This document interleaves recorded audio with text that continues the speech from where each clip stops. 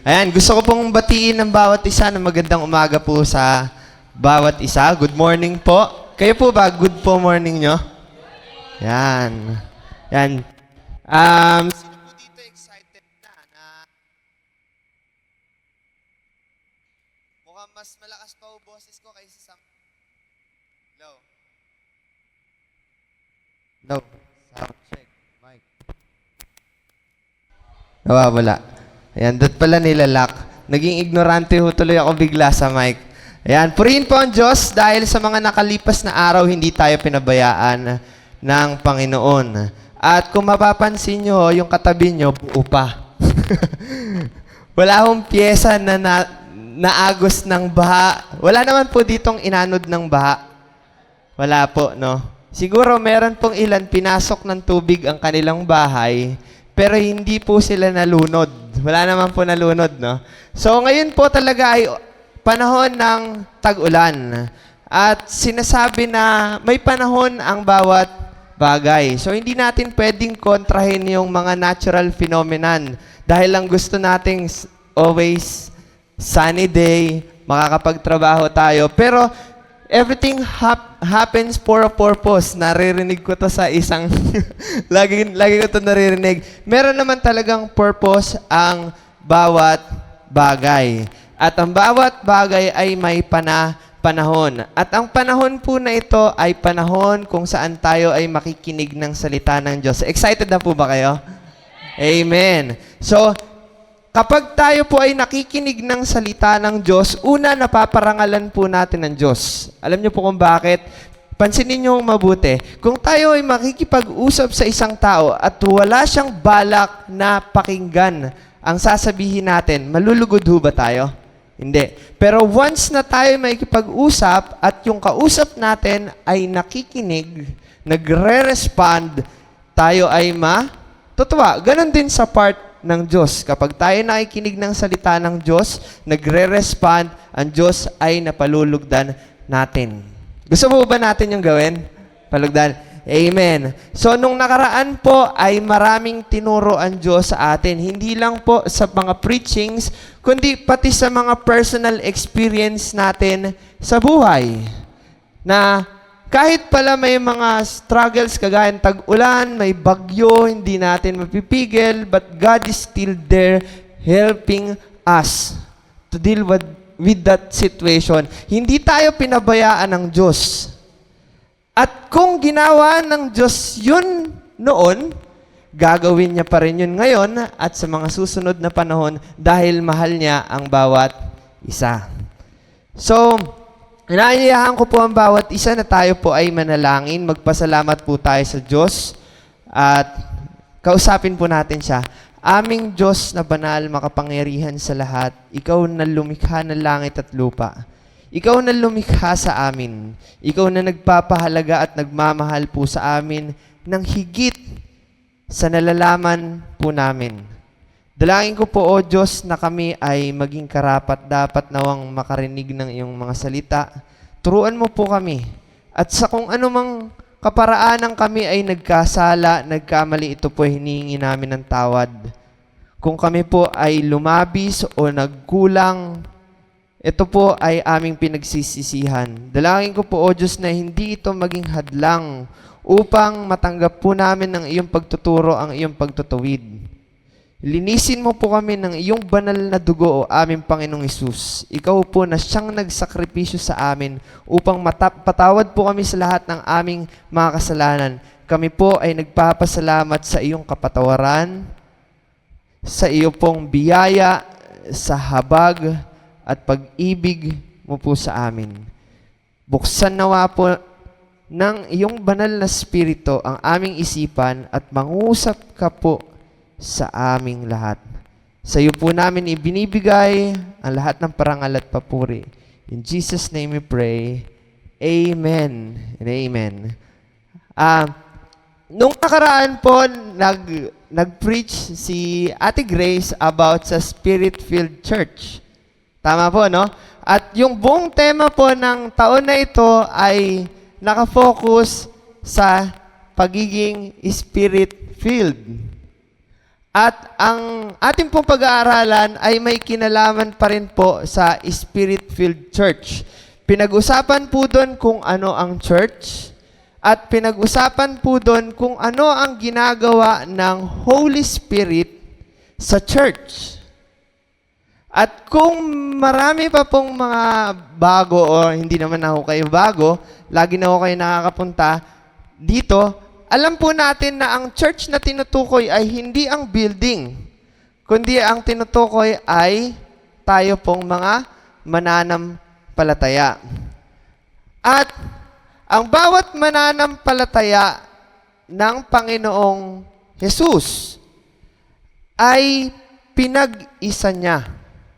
Kaya ang pag-aaralan po natin ay one body. Pwede pong pa-flash sa screen. Ang ganda po ng galaxy. Ganyan po kagaling ang ating Panginoon gumawa. Yung bawat between, sinalansa niya na maayos. At balikan ho natin yung topic. One body, one spirit, one heart. Gabayan nawa tayo ng Diyos sa pag-aaralan po natin ngayon at matatagpuan po natin yan sa 1 Corinthians. Doon tayo po iikot ng pag-aaralan. Sa 1 Corinthians 12, chapter 12 at chapter 13. So, ready na po ba ang lahat? Amen. Yung iba naka-record na eh. May pen and paper na sila. Susulat sila. One body, one spirit, one heart.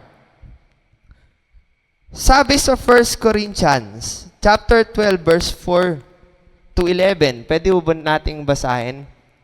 Iba't iba ang spiritual na kaloob. Merong differences. Ngunit iisa lamang ang espiritong nagkakaloob ng mga ito. Pansinin po natin, meron daw pong iba't ibang spiritual na kaloob. At sa verse 5, meron din pong iba't ibang paraan ng paglilingkod. At sa verse 6, iba't iba ang mga gawain, ngunit isa lamang ang Diyos na kumikilos sa mga tao. Pansinin niyo po, halos lahat ng nasa verse na yon ay may nakasulat na iba't iba. Ibig sabihin po pala, bawat isa sa atin may unique characteristic.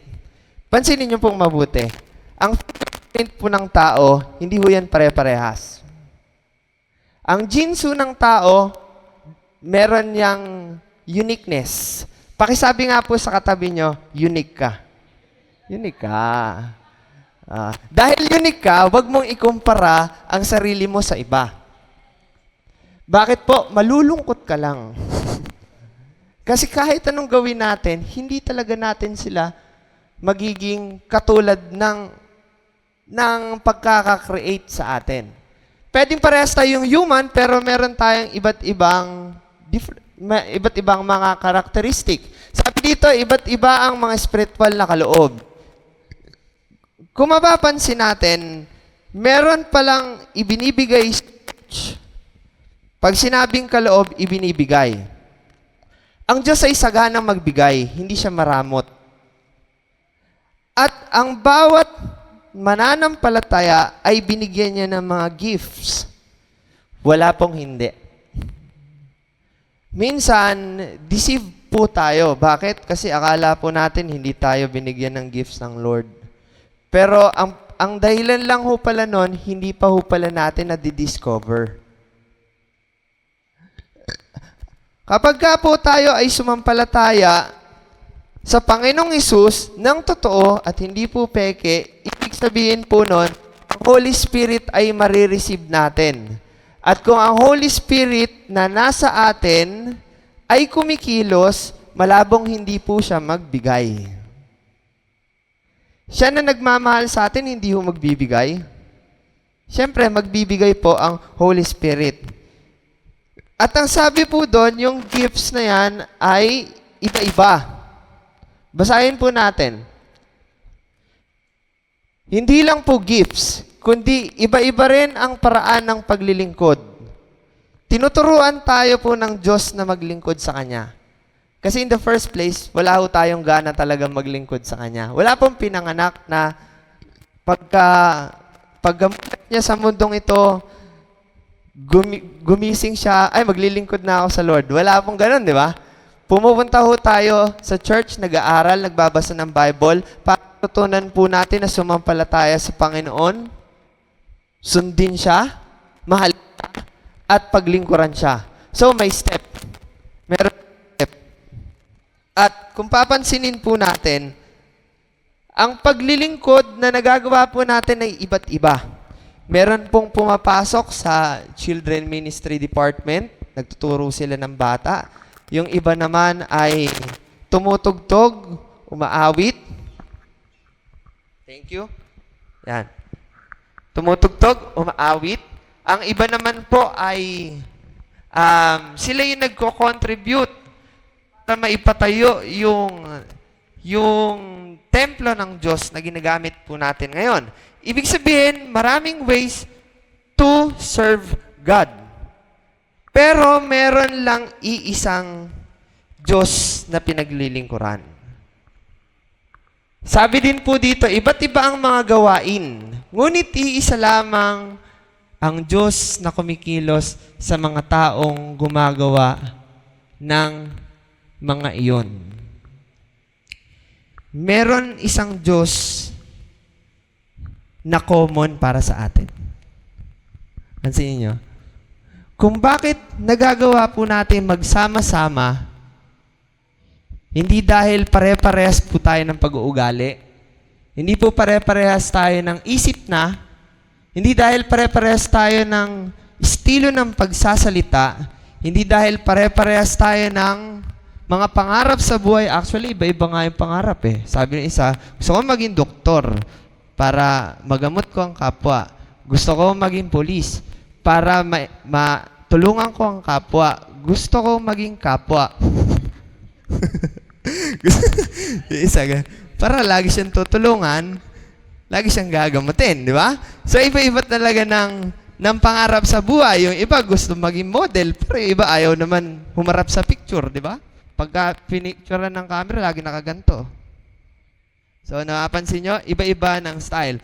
Pero, meron ho tayong iisang Diyos na pinaglilingkuran, iisang Diyos na iniibig, iisang Diyos na sinasampalatayanan, at meron din pong iisang Diyos na kumikilos sa ating buhay. Kaya po kung bakit nariyan po kayo sa inuupuan nyo ngayon, kasi yung Diyos na aking kinikilala ay Diyos din po na inyong kinikilala. Kung kumilos ang Diyos sa buhay ng isa nating kapatid, tinulungan siya ng Diyos, huwag tayo magduda na baka hindi ako tulungan ng Diyos. Isa lang naman ang Diyos natin. Kung ginawa ng Diyos yon, gagawin din niya yon sa atin. So, wag po natin pagdudahan ng Diyos. Ngayon, mapapansin po natin bumabalik siya, no? Yung sa verse 11. Verse 11. Ay, dun po muna sa 6. Yan. Ay, verse 7. Para sa ikabubuti ng lahat, ang bawat isa ay binigyan ng patunay na nagpapakitang nasa kanya ang Espiritu. So, para daw po sa ikabubuti ng lahat. Hindi po para sa ikabubuti lang ng isa. Nagbigay ang Diyos ng patunay, manifestation, na nagpapakitang nasa Kanya ang Espiritu. At verse 8, ang ilan sa atin ay napagkalooban ng kakayanang magsalita ng mensahe ng karunungan. Ang iba naman ay pinagkaulooban ng kaalaman. Subalit, iisang Espiritu ang nagkakaloob nito. Ang Espiritu ring iyon ang nagkakaloob sa iba ng, pwede pong pakibaba, ng pananampalataya sa Diyos, at sa iba'y ang kapangyarihang magpagaling sa mga may sakit. May pinagkalooban ng kapangyarihang gumawa ng himala.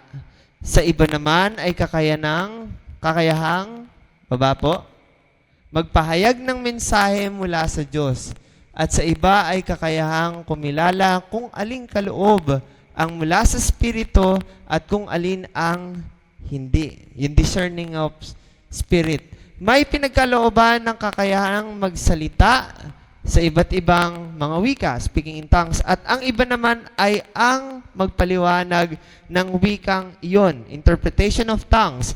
Verse 11, ngunit isang Espiritu lamang ang gumagawa ng lahat ng ito at, baba po, namamahagi ng iba't ibang kaloob sa bawat isa ayon sa kanyang ipinasya. So, meron iba't ibang mga gifts. Nakita natin, na-identify natin ang mga gifts.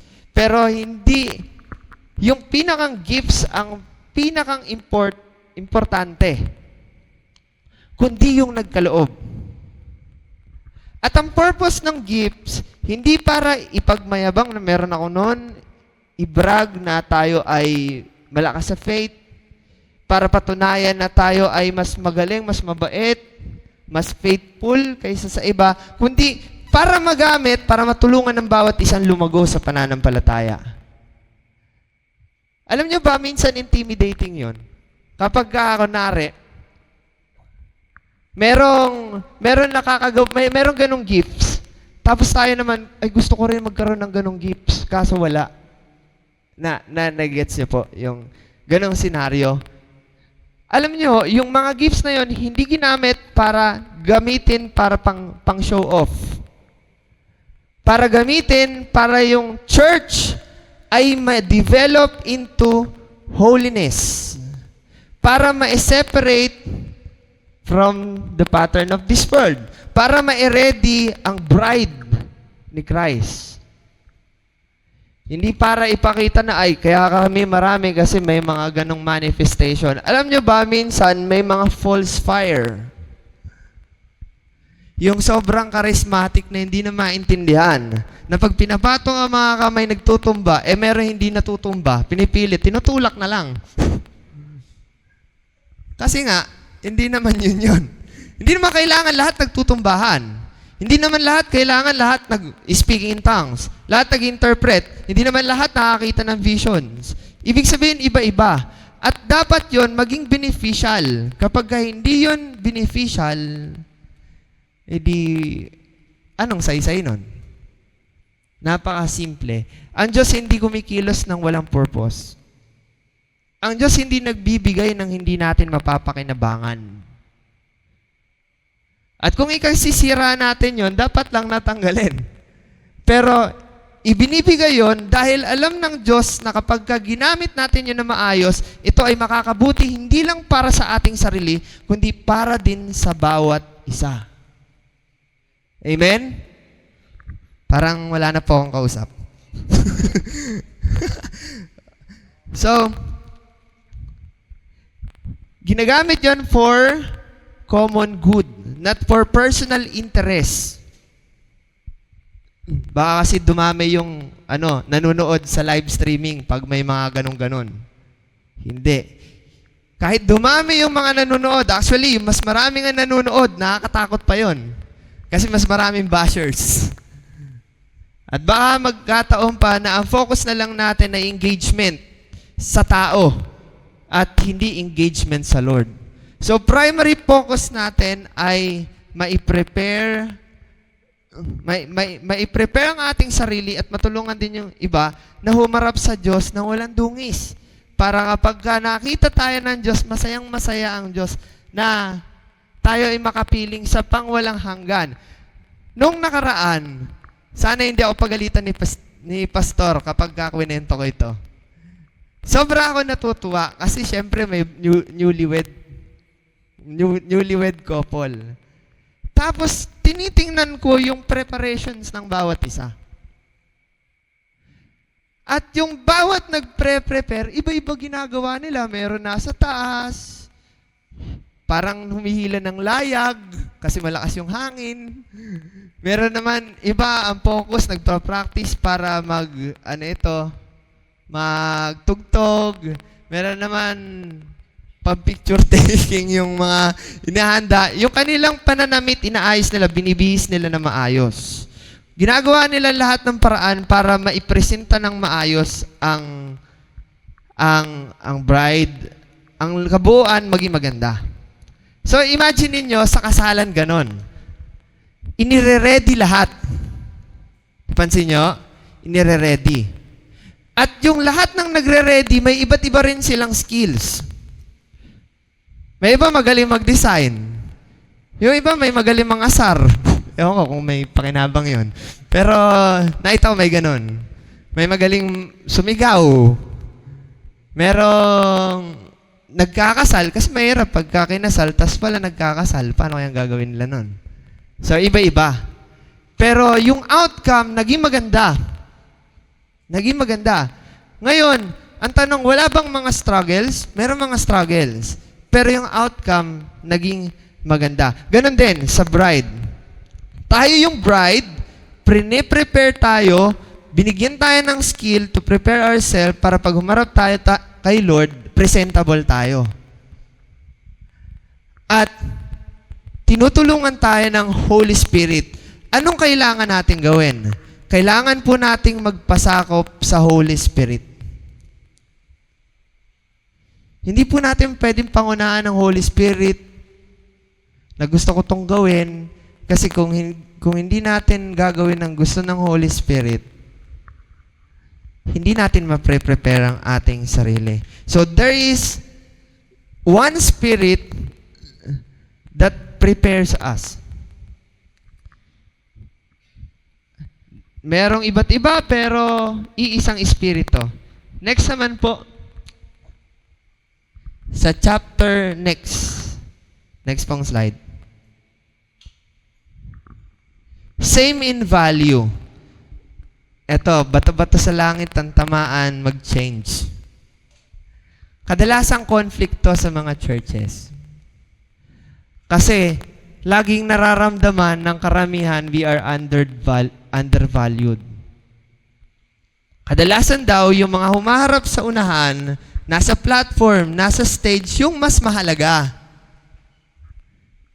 Kadalasan daw, yung mga laging nakatambay sa church, yun ang mahalaga. Ngayon, ang tanong, si Jesus ba ay namatay para lang sa mga nakatambay sa church? Hindi. Para lang sa mga taong nasa platform, nasa stage, sumasayaw, tumutugtog, nagpre-preach. No. Si Jesus ay namatay para sa lahat. At para mamatay ang isang taong walang kasalanan para sa isang taong wala naman. Ibig sabihin lang nun, grabe ang kanyang pagpapahalaga. Kasi kahit sarili niyang buhay, kaya niyang isacrifice para sa atin. Ngayon, yun yung kadalasan hindi maintindihan ng mga nasa loob kasi hindi pa naman tayo kagaya ni Jesus mag-isip. Hindi pa talaga. Kasi kung totoo, hindi baka nag-ascend na rin tayo into heaven. Pero tinuturo ito para maintindihan natin kung paano tinitingnan ng Diyos ang bawat isa.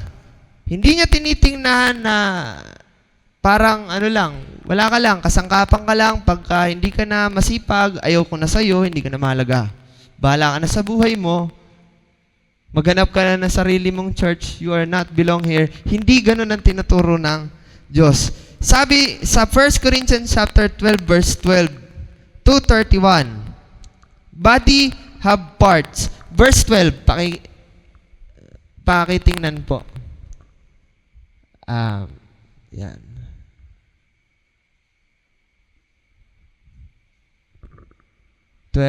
Verse 12. Yan. Si Kristo'y tulad ng isang katawan na may maraming bahagi. Merong katawan palang ini-illustrate dito. At merong maraming bahagi. Pansinin mo natin, kahit na binubuo ng bawat ng iba't ibang bahagi, ito ay nananatiling isang katawan. Meron po ba dito na nakahiwalay ang kamay, tas gumagawa ng sarili? Nyari po, putol yung kamay. O kaya yung mata, pero meron na ako nakita, ang galing eh. Yung isa niya mata, dito papunta, yung isa nandito. Galing, sobrang lupit. Talent talaga yan, gifts. Ewan ko kung galing sa Holy Spirit yun o true training. Pero, na-amaze ako kasi kaya niyang kontrolin. Pero meron pa rin control, yung brain. Kahit iba-iba yung mga ginagawa ng katawan natin, pansinin natin pag ito tinaas, hindi naman nakababa. Pero hindi ko pwede itong putulin, tapos sabihin ko dun sa isukang kamay na bahala ka na sa buhay mo. Hindi. Merong parts, at bawat parts dapat nakaugnay sa whole body. Pansinin niyo ito. Sino dito nakakita na ang puso nakalabas? Nyari lang, tumitibok. Wala po, no? Wala. Yung atay niya nakalabas. Humiwalay sa katawan. Pag naisip ko na, kinikilabutan ako eh. Yung atay, it's liver lover boy talaga yon. May atay kang nasa labas at hindi nagpa-function, yung body mamamatay. Yung utak nakalabas, hindi magpa-function. So bakit maraming Christian, sorry po na pumupunta sa church pagkalipas ng mga ilang mga panahon, nasaktan sila ng isa nilang ka-member. Kasi syempre, may mga pagkakataon, moody talaga yung mga Christians eh. Hindi pare-parehas yan. Yung una nilang punta, kakaiba ugali nila. Pagkalipas ng ilang buwan, mas kakaiba na. Diba? Sumunod na isang taon, sobrang kakaiba na. Tapos sasabihin ng nag-iba ka na. Siyempre. Ganun talaga eh. Mag-iba't mag-iiba. Dahil nasaktan sila, dahil may nasabi sigurong hindi maganda, hindi sila binati nung nung pagpasok dito, kamayan po natin ang bawat isa, dinaanan lang siya, hindi siya kinamayan, walang masyadong tumutok sa kanya, hindi kagaya nung isang membro, tinututukan, nililibre pa nga ng milk tea. Tampo siya eh. Ngayon, na nangyari, humiwalay siya. Hindi naman ako kabawasan. Kahit umalis ako, wala namang problema eh. Hindi, malaking problema yon. Nagigets nyo? Pag umalis ang isa, na part ng katawan, wala ho ba yung epekto? Basahin ho natin sa next na verse. Siguro ibaba na natin. Verse 14. Ang katawan ay binubuo ng maraming bahagi at hindi ng isang bahagi lamang. Hindi pwedeng isa lang. Kung sasabihin ng paa, hindi ako kamay, kaya't hindi ako bahagi ng katawan. Hindi naman ako para dyan eh. Ayoko nga ako bilos. Hindi ako tutulong, bahala sila dyan. Hindi na nga ba ito bahagi ng katawan? Kung sasabihin ng tainga, hindi ako mata. Kaya't hindi ako bahagi ng katawan. Sad boy na sad boy siguro to. Hindi na nga ba ito bahagi ng katawan? Kung puro mata lang, creepy nun. Kung puro mata lamang ang buong katawan, paano ito makakarinig? Kung puro taingi lamang ang buong katawan, paano ito makakaamoy? Subalit inilagay ng Diyos ang bawat bahagi ng katawan ayon sa kanyang kalooban. Ibig sabihin, si Lord ang decision maker. Bakit ka ho nandyan? Kasi may purpose. Hindi dahil nilagay ka lang dyan para lang kabuti, tumubo ka, tas naging tao ka, tas yun na yun. Hindi pwedeng ganon. Hindi pwedeng yung iba nga, sumusobra pa yung daliri eh. Tapos, ang gusto natin, magtatanggal. Di ba? The more, the merrier. Pero wag naman yung lahat, puro mata. Mas marami mata. Hindi ko rin kayang tingnan yun eh. Lagi siguro ako nakayuko. Kasi kinikilabutan ako. Sabi dito, ngunit ang totoo ay marami ang mga bahagi. Ngunit iisa lamang ang katawan. Pag sinabing iisa ang katawan, may isang nag-ooperate, isang namamahala, hindi ka pa pwedeng, hindi magpasakop, hindi pa pwedeng gumawa ng sariling landas, hindi pa pwedeng magkanya-kanya. Na bahala na ako sa buhay ko. Si Lord, okay lang yan. Maintindihan naman niya ako eh. Pwede ba yung gawin ng katawan mo natin? Sabi ng mata, maiintindihan naman ako ni Dave. Gagawa ko ng sarili kong tadhana. Hindi po pwede.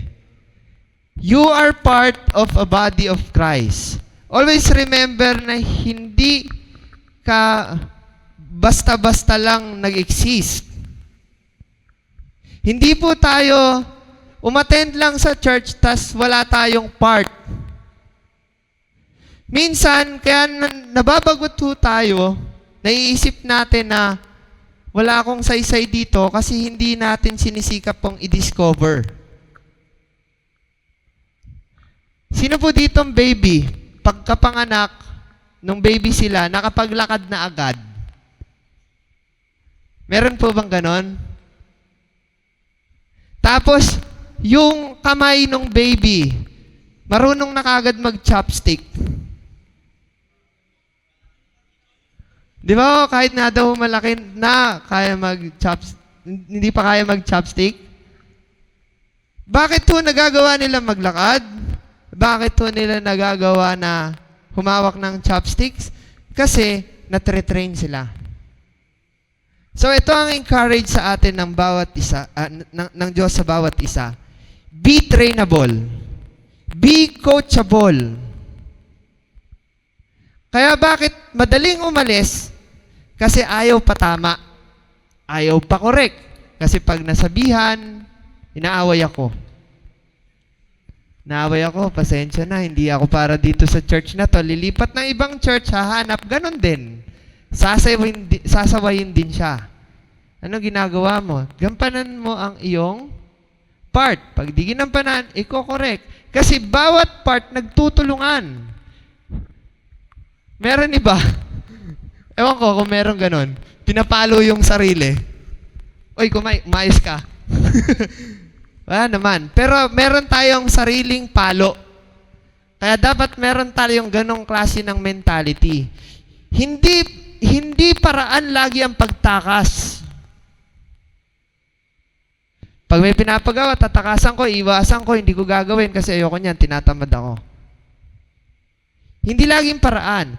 Harapin natin ang dapat harapin. Gampanan natin ang dapat gampanan. Doon pa lang natin makikita na malaki pala ang purpose ng Diyos sa buhay natin. Na hindi lang pala ako ganito.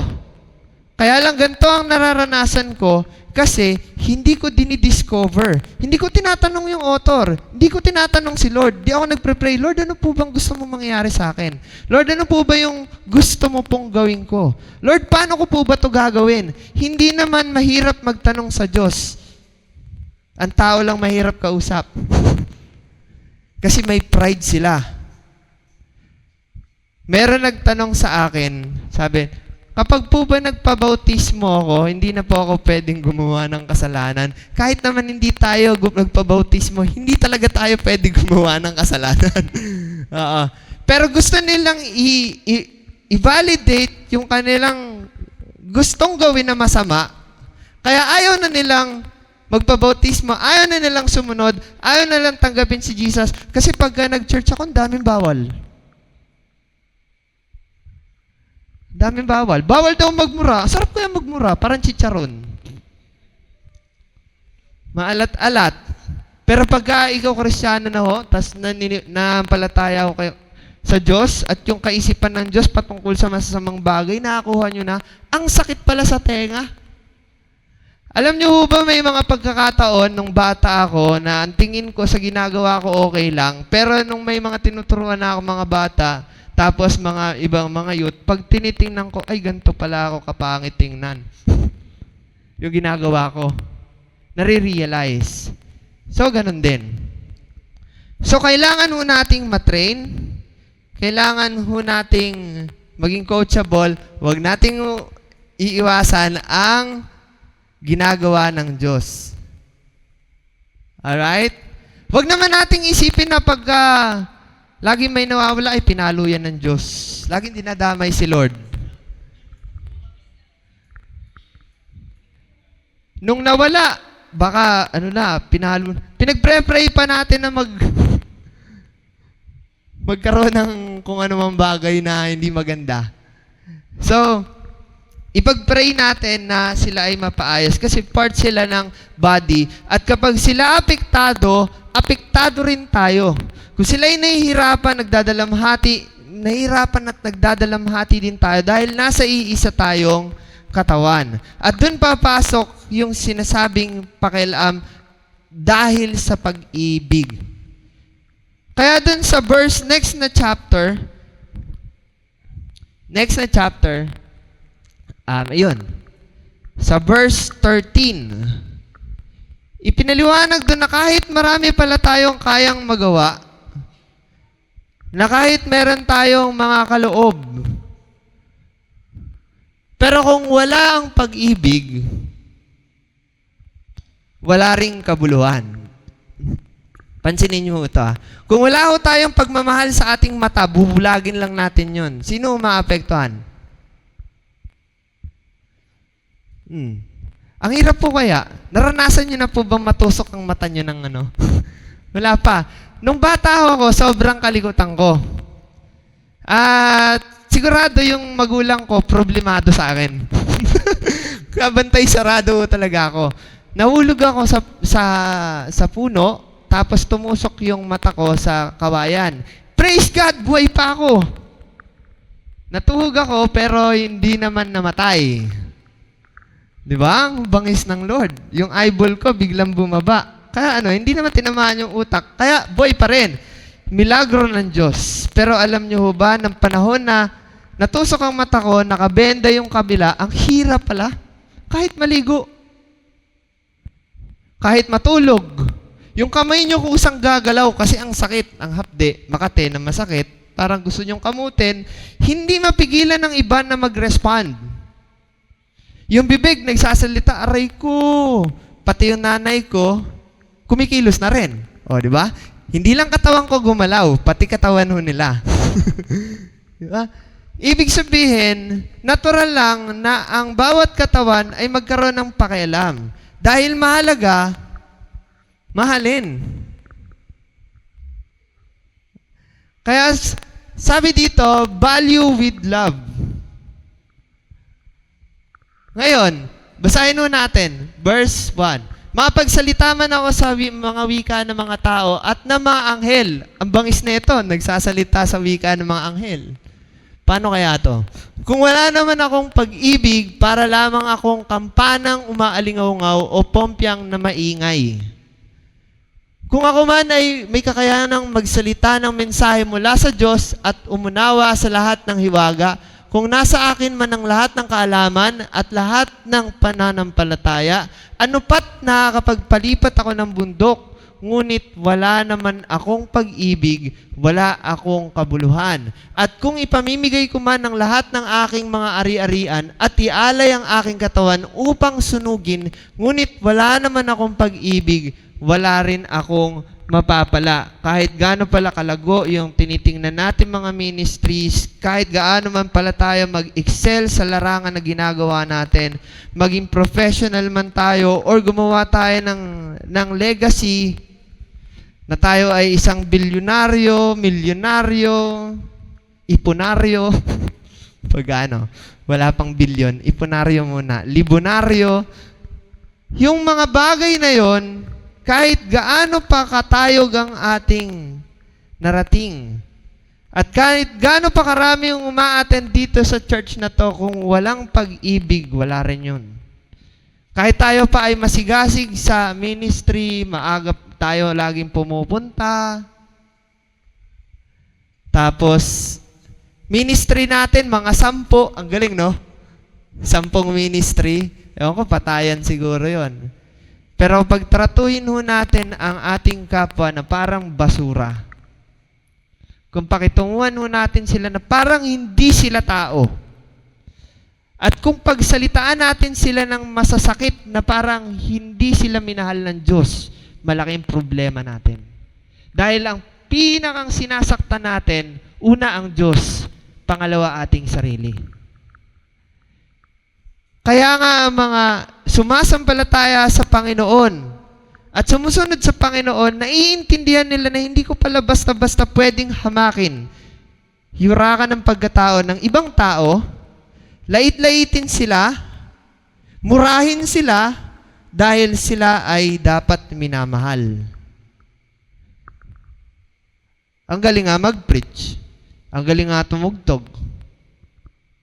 Pero kung magmura ang lutong, obob ng obob sa mga tao, yun ang lagi sinasabi. Di ba? Kaya nga sabi sa Bible, di ba?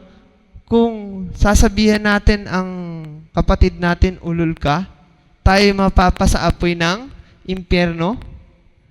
Ano ba ibig sabihin nun? Wala kang utak, wala kang kwenta, walang saysay. Ganon yung ibig sabihin nun.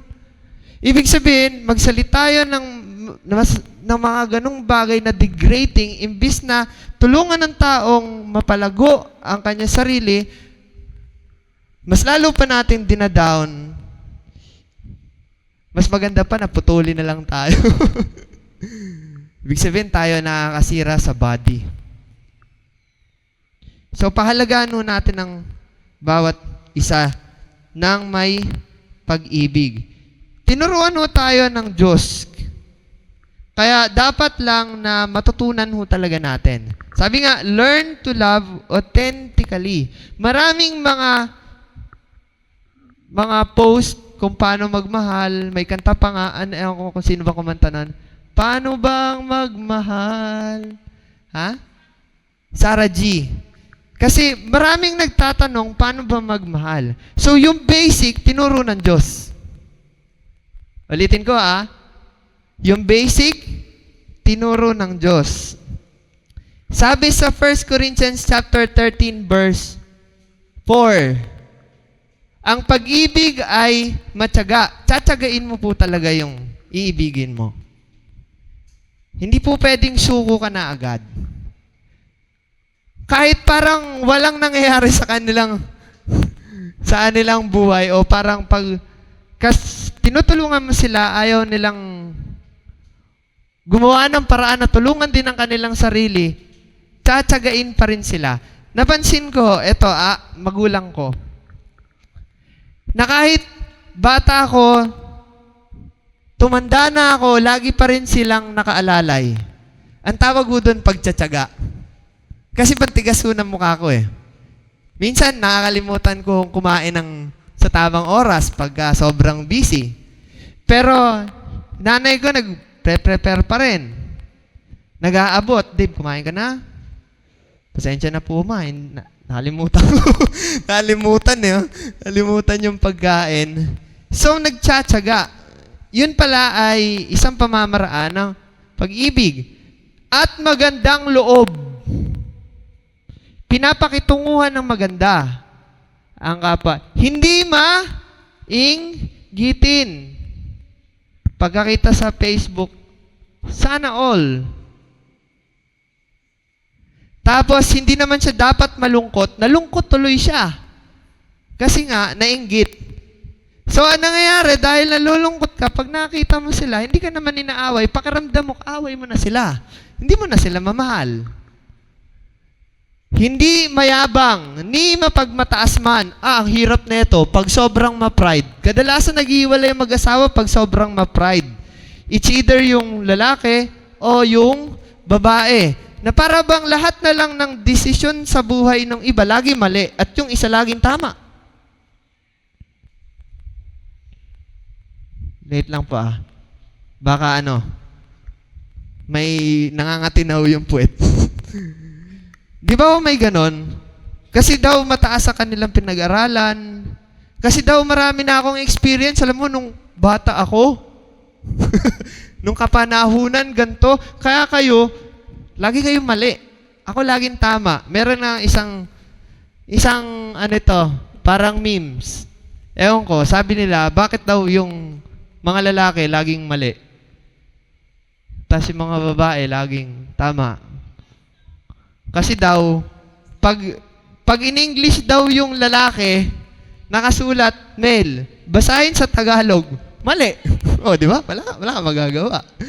So, hindi yan sa matter na kung sino ang laging tama, kung sino ang laging mali. Baka magulat na lang tayo na inaakala nating tayo ang laging tama, yun pala tayo nang mali.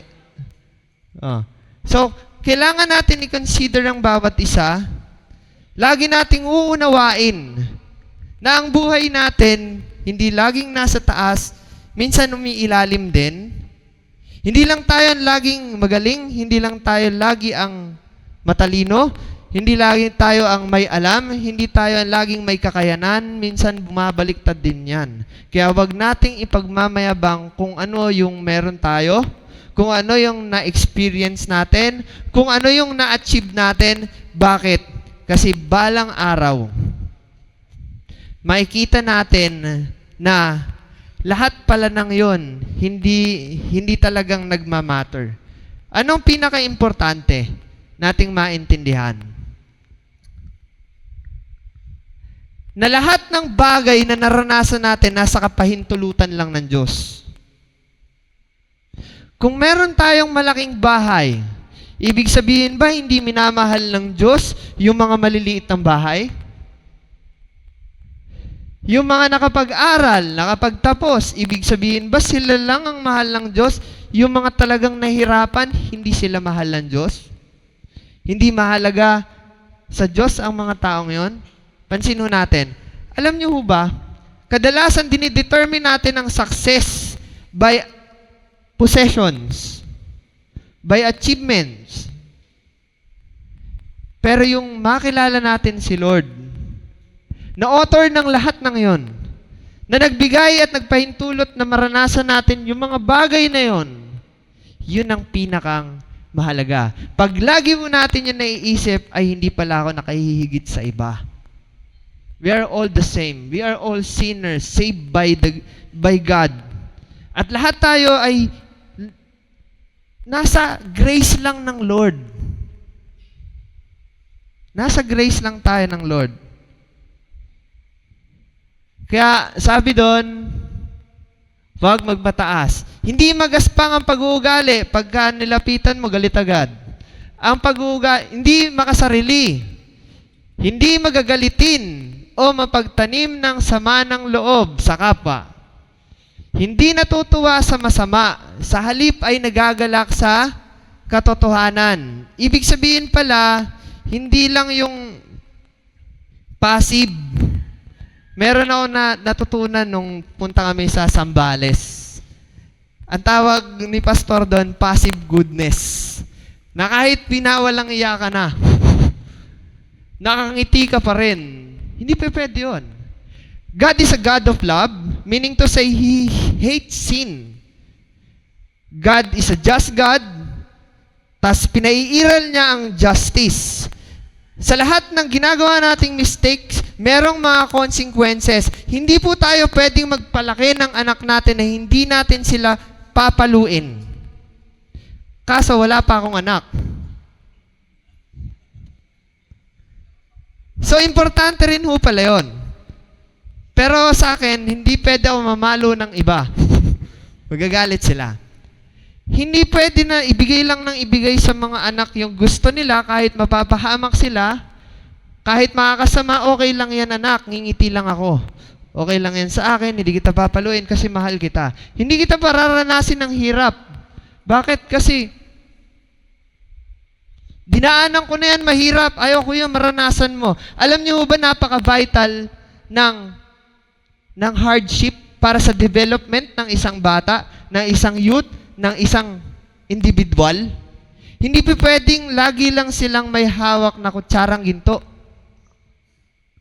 Kailangan nilang kumilos sa sarili nila, matutunan na mahirap ang buhay, hindi yan fairy tale, Bakit? Kasi laging nanonood ng Grimm's fairy tale nung bata. Baka ako lang nakaabot nun. Sorry. Baka hindi na naaabutan ng, hindi na-orient. Kasi dati may mga ganun. Vlogs na ngayon, iba na. Ano ba yung mga vlogs ko ngayon? Team Payaman. Oh, yan. Baka hindi po to sponsored. Baka ma-copyright po kami. So, hindi pa pwedeng lagi lang madali. May hirap na daranasin. At hindi pwedeng matuwa tayo kahit masama na yung ginagawa. Kaya, kalokohan yung sinasabi na ang Diyos hindi marunong magalit. Kasi ang Diyos purong pag-ibig. Try nga ho natin yon. Kung mahal, kunyari, meron ho tayong anak. Tas ni-rape yung anak natin, minalangya, pinatay pa. Nag-iwan pa ng ng mga, alaala ng masasamang nangyari. Kung tayo ang magulang, hindi ba tayo magagalit? Sabihin mo ba natin na Kristiyano ako? Sumasampalataya ako sa Diyos, hindi ako magagalit. God hates sin. Nagkataon lang na tayo ay napatawad, hindi basta pinalampas yung ating mga kasalanan na, Lord, sorry po, pinalampas na lang. Hindi. Ano yun? Pag-i-ignore. Hindi ganun ang Diyos. Hindi niya yun pinalampas. Hindi niya yun hinayaan lang at kinonsinte. Merong nagbayad nun. Si Jesus ang nagbayad nun. Kaya kapag tayo humihingi ng tawad, napapatawad tayo hindi dahil tayo ay mabait, hindi dahil tayo ay worthy sa kapatawaran, kundi dahil ang ginawang handog ng Panginoong Hesus ay sapat para sa ikapatatawad ng ating mga kasalanan. At bunga yon ng pag-ibig niya sa atin. Sabi pa doon, paano natin iibigin? Sa halip ay nagagalak sa katotohanan. Speak the truth. Ang pag-ibig ay matiisin. Magtitiis. Kasi may mga paghihirap, minsan hindi natin makakasundo. Yung mga ka-churchmate natin, kamag-anak natin, kadalasan kung sino pang mas malapit sa buhay natin, yun pa yung mas magaling manakit. Kaya, yung tiisin na lang, hindi pwedeng tanggalin yun. Talagang magtitiis tayo para mapakita natin ang ating pag-ibig. Ang pag-ibig ay mapagtiwala. So may mga trust issues dito. mga bata, nagkaka-phobia na eh. Nagkakaroon ng trust issues. Mapagtiwala. Pero yung primary na pagtitiwala natin, dapat ganito. Lord, ito pong taong to, ipinagkakatiwala ko po sa inyo. Hindi yung uto-uto. Magkaiba yon. Mapagtiwala at uto-uto. Napangakuan lang ng langit, lupa, bituin, susungkitin mga bituin. Nagtiwala na agad, yun, nalimas. Alam ko, dapat, lang yan eh, bahala nga nililimas. Pero iba, maraming nai-scam kasi sobra sila magtiwala.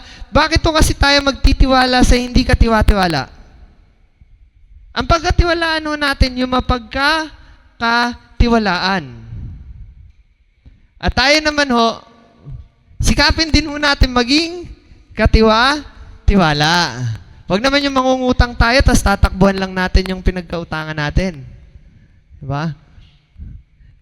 Ang pag-ibig ay puno ng pag-asa. Ay, hindi na, babagsak talaga ako. Di ba may mga ganitong estudyante? Wala na akong pag-asa, sigurado ngayong semester, wala na. Yung ganon, dapat isipin natin na ang Diyos ay laging nagbibigay ng oportunidad. Ang Diyos ay laging merong ginagawa sa buhay natin. Kaya, merong pag-asa. At huli, nagtsatsaga hanggang wakas. So, magagawa po ba natin na ibigin ng ating kapwa? Parang ang hirap pa. Sabi, Parang ang hirap, may trust issue po ako. May trust issue po ako. Gawin ho natin to dahil, hindi dahil kayang-kaya natin, kundi dahil may tumutulong sa atin para gawin yon. Yung unang chapter, nakita natin na ang banal na spirito ay nagbibigay. Ngayon, kung hindi pa natin alam, ipapaalam sa atin. Magiging siyang natural. Ang hirap kasi pagka-awkward, parang ang creepy. Para may something pag naging sweet, para bang naging, ano ba ito? Sobrang, sino dito yung, sa mga youth? Sa mga youth. Sino dito yung yung madali lang sa kanilang magsabi ng I love you sa magulang? Amen. Para pag sa tatay, mas mahirap daw pag kasi mas mahigpit. So, sa iba, nagiging madali. Kasi nasasanay na sila. Pero sa mga bago pa lang, may awkward talagang feeling. Kasi trinatry natin.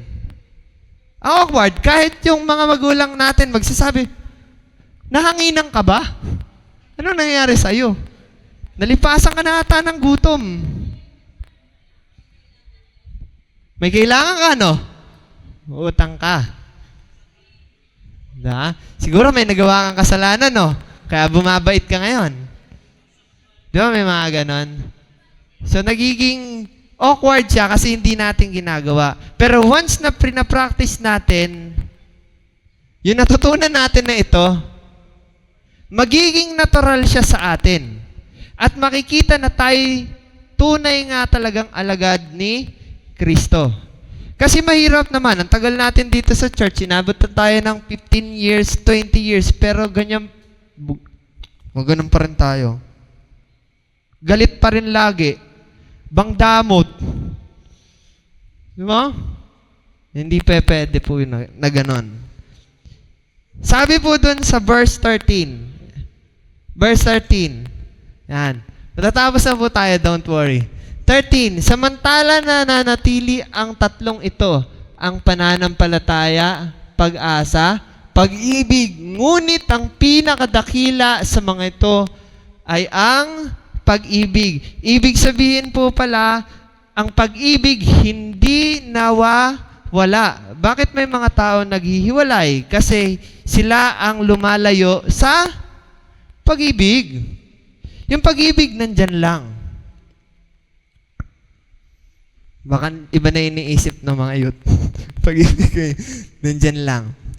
Ang pag-ibig lasting forever. Kapag tayo ay nananatili sa pag-ibig, ang pag-ibig ay mananatili sa atin.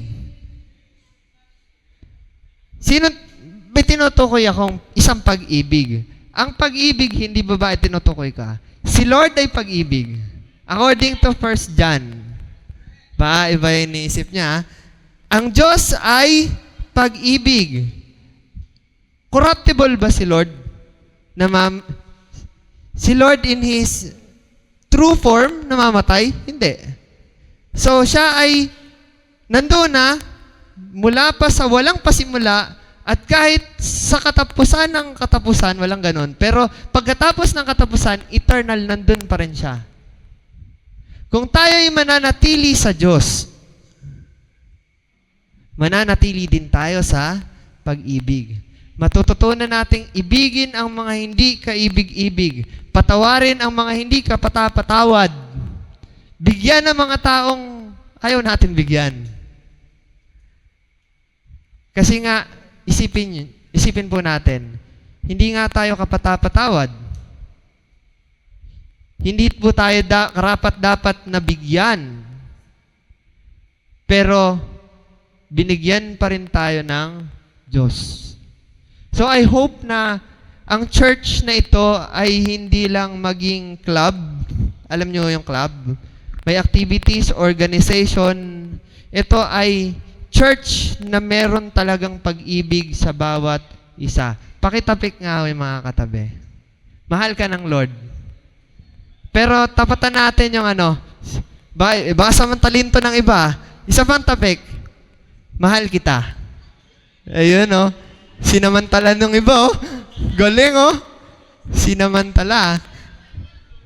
May kinilig. Yun lang. Siguro Francis daw. Grabe, may pa-mention ng name. So, I hope na maikat yung clip na yun. Nakapagbanggit ako ng pangalan. Patawarin po. Matanggal po yan sa clip. Baka makita ng mga critics yan. So, wag po nating gawing daan ang platform na ito para manamantala. Yan. Ibigin po natin authentically ang ating mga kapatid ng walang ibang agenda. Baka sa labas nun, nagsusulatan na sila eh. So, ewan ko, hindi na uso yan. So, I pray na meron po talaga tayo na intindihan kahit medyo mahaba yung ating pinag-aralan. Huwag lamang po natin itong pakinggan, kundi gawin po natin. So, tayo po ay manalangin. Let us pray. Lord, thank you so much, Lord. Kahit po kami iba-iba, inibig niyo po kami. Sinisikap mo po na kami pagbuklorin bilang isa. At inihahanda mo po kami na sa pagharap po namin sa iyo, makita po kaming walang dungis at walang kapintasan. Tulungan niyo po kami na ang aming mga sarili maihanda rin po namin sa iyo. Dulutan mo po ang aming mga espiritu na laging mauhaw, na magpaturo po sa iyo, na laging magpatuwid po sa iyo. Ikaw po ang manguna sa aming buhay. Tulungan niyo po kami na magampanan kung ano ang dapat po naming gawin. Bawat part po namin. Nawa po ito, hindi po namin masawalang bahala. Sa halip, pahalagahan po namin ito. Hindi lamang po yung mga dapat po namin gawin, kundi mapahalagahan din po namin ang bawat isa. Mahal mo po ang iyong mga niligtas at tinubos. Alam ko po na hindi niyo po kami pababayaan. Alam ko po na lagi ka pong nakaalalay para sa amin. Kaya Lord, yun po ang inaasahan po namin patuloy niyo pong gagawin sa amin. Pagpalayan niyo po ang mga kapatid ko pong naririto na nakinig at may kagustuhan na ikaw ay sundin, may kagustuhan na mababago ang kanilang buhay, maisaayos sa tulong mo po. Tulungan mo po kami sa aming kahinaan. At dalangin ko po, O Diyos, na managana sa amin ang excitement na patuloy ka pa po naming makilala. Lord, iniibig ka po namin. Tulungan mo po kami na maibig din po ang bawat isa kung papaanong kami po'y iyong inibig. Sa iyo po ang kapurihan, ang lahat ng karangalan. Ito po ang aming dalangin. In Jesus' name we pray. Amen and amen.